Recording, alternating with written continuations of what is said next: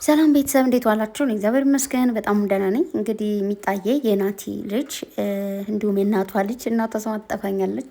እንኳን ተወለድሽ፣ ሃፒ በርዝዴይ ቱ ይሁንልሽ። መልካም ልደት የኔ ቆንጆ። ነገ አድገሽ ትልቅ ደረጃ ላይ ደርሰሽ ለእናትሽ፣ ለአባትሽ፣ ለምታውቂያቸው ወገኖች ሁሉ ደራሽ እንድትሆኚ ምኞቴ ነው።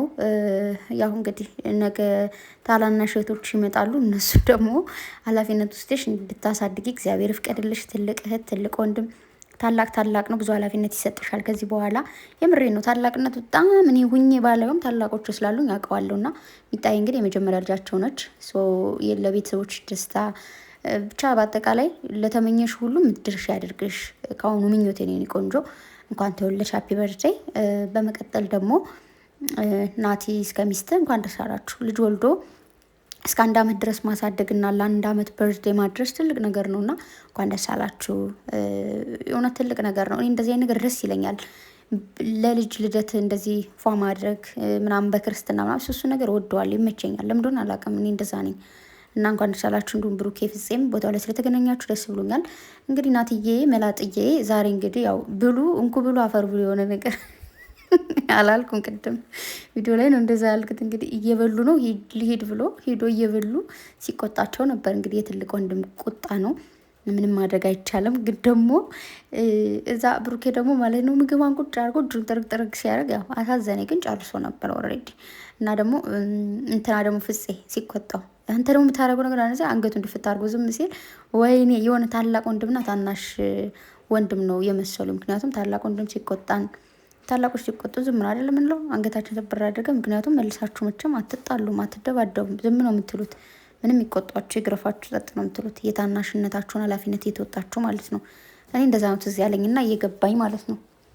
እና ይመቻችሁ። ለማንኛውም የወላችሁ ቅምጥ ላይ ከካሜራ ጀርባ አለች የለችም እንዳትሉ። ፍፄና ሀሰን ደግሞ መጠዋል፣ በሀሰን ቤት ማለት ነው። ቅምጥሌ ቤት ሄድን ብለው እንዳያችሁት እየቀወጡት ነው። ግን ሲጀመር ሀሰን አዲስ አበባ መጣ። አብራችሁ አይደል ሄዳችሁ በአንድ መኪና? ሀሰን፣ ፍፄ፣ ቅምጥሌ፣ ብሩኬ አብራችሁን ሄዳችሁት በብሩኬ መኪና። ምንድን ነው እንደዚህ? በዚህ ልክማ ጅላጅል አታድርጉን። ሲቀጥል ደግሞ ማን ነበር ስሙ ጠፋኝ፣ ናታን። እሱም ደግሞ እየተቆጣ የነበረው ብሩኬ ምናምን ለስራ ነው እንጂ የምር አይደለም። ምክንያቱም ቅምጥሌ አለች፣ ከካሜራ ጀርባ አለች። ምግብ እያስተካከልንላት ነው፣ ልንወስድላት ነው፣ ይዛት ብትመጣ ደስ ይለኝ ነበር ምናምን ብሎ እየተቆጣው ነበረ። ግን ደግሞ እሱ ነገር ስሬት አይደለም፣ ማርያምን የምር አይደለም። ምክንያቱም ስራ ስለሆነ በዛው ያው ምክንያቱም ብሩኬ ተናግሯል። የትናንት ቪዲዮ ነው ደግሞ ፕሮግራም አለኝ ሊሄድ ነው፣ ግን ደግሞ ይዣት አልሄድም። እሺ ካለችና ጸባይ ካላት ወስዳታለሁ ብሎ ነበር። ግን ደግሞ ጸባይ ከሌላት አልወስዳትም ብሎ ነበር። አልወስዳትም ተብሎ ነው የመጡት እንጂ ሂዳለች። ከካሜራ ጀርባውን ካሜራው እንደዚህ ወር ቢያደርጉት ወር ደግሞ ካሜራ ውስጥ ቢያስገቧት እናያት ነበር። ግን ደግሞ ያሳዩን። ምክንያቱም እነሱ እያሉ ያሉት የለችም እንደዚህ አይነት ጸቦች ስላሉ ምናምን ነው አለን። ለዛ እንዴት ነው ትናንት ተጣልተው እየተጨቃጨቁ ዛሬ ደግሞ ፕሮግራሙ ላይ የምትገኘው? አትገኝም። አያሳዩንም ካሜራ ላይ። ግን ደግሞ አብረዋሉ። ምንም የተጣሉት ነገር ጸብ ምናምን የሚባል ነገር የለም። ሁሉም እየሰሩ ነው።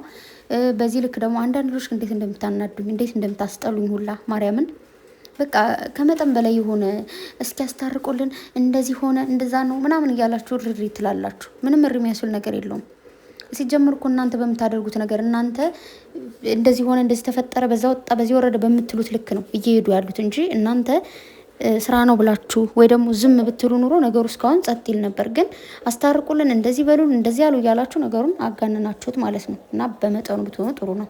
ስለዚህ ብሩኬም እንደ ወንድምነት እየተቀበለው ነበረ እንዳያችሁት። ከዛ ደግሞ ግን መጨረሻ ላይ ደግሞ አሳዘነኝ። ሲቆጣቸው መጀመሪያ እንዴ ምንድነው ትልቅ መሆን በዚህ ልክ ብዬ አናድዶኝ፣ ከዛ ደግሞ ግን እንዲከፋ አልፈልግም ሲለው ደግሞ አሳዘነኝ የምር ማለት ነው። አንዳንዴ እኮ ታላቆቹ ወይም እናት አባት ይቆጡንና የሚቆጡን ለእኛ መስመር እንዳንስት ምንድነው አንዳንድ ነገሮች እንዳናበላሽ ነው። ከዛ ደግሞ እናሳዝናቸዋለን። ብሩኬ እንደዛ በቃ ሂደ ማግኛት እንደዚህ በላት ምናምን ሲለው ከእንደገና ደግሞ አሳዝነው መሰለኝ። ከዛ ደግሞ ማለት ነው መጨረሻ ላይ ለምንድነው የሳቀው እንትና ናቲ?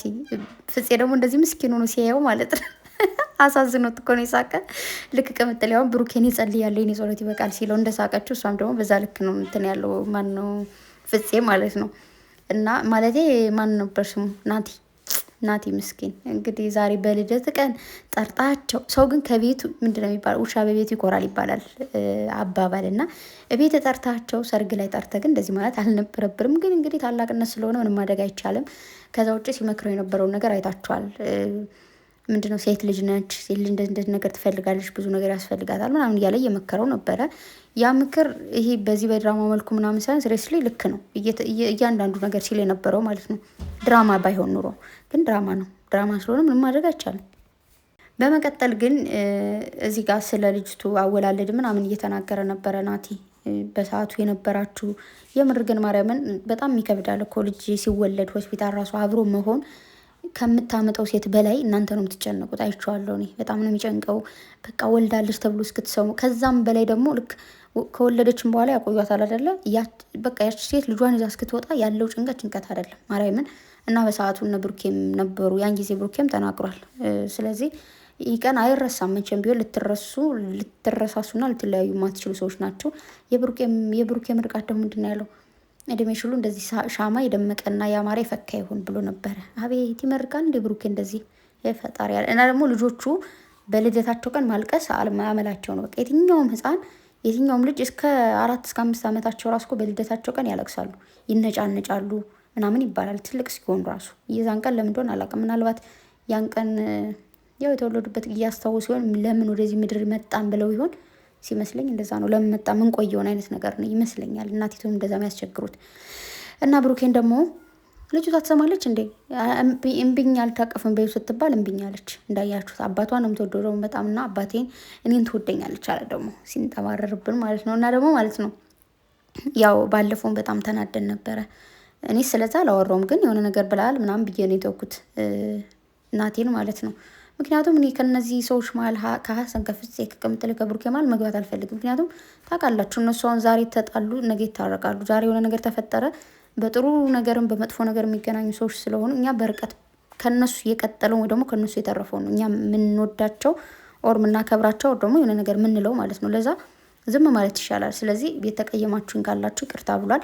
ሲቀጥል ደግሞ አምሳኬ እንዲገባም ይፈልጋሉ። በቅርቡ ደግሞ አምሳኬ ዝግጅት ተደርጎ ልደት እንዲከበር ማለት ነው። ብሩኬ ደግሞ ልደቷንም ለሚጣ ቅምጥሌ ታከብርላታለች ብሏል። ካከበረችላት ማለት ነው ያለን፣ ከተከበረላትም ሰየው፣ ካልተከበርም ደግሞ መልካም ምኞቷን በራሷ ቻናል ስትመጣ ታስተላልፋለች፣ ኦር ደግሞ ሌላ ቀን ታስተላልፍላታለች ብዬ አስባለሁ።